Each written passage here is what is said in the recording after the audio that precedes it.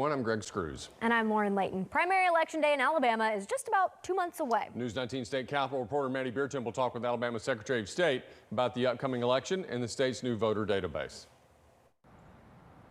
Secretary of State Wes Allen says Alabama is ready for a busy election year. That includes the March primary, a possible April runoff, and the November general election.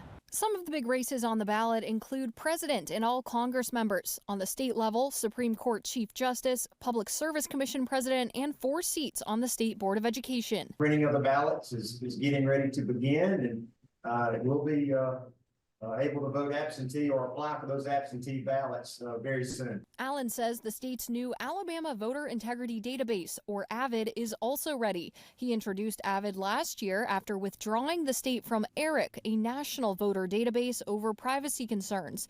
One way AVID works to maintain voter rolls is sharing voter data with other states. When Allen announced AVID in September, he said the 4 states that border Alabama plus Arkansas had agreed to share voter data, but he was working to grow that list.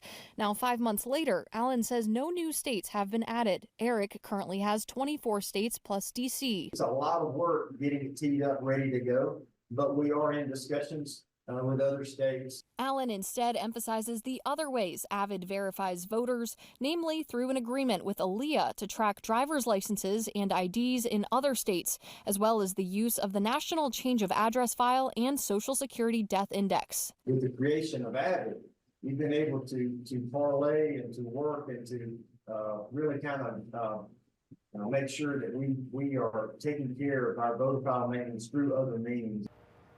Now, for more information about some of the upcoming election deadlines you should be aware of, including those for absentee ballots, head to the Secretary of State's website at alabamavotes.gov. Reporting in Montgomery, Maddie Biertemp, News 19.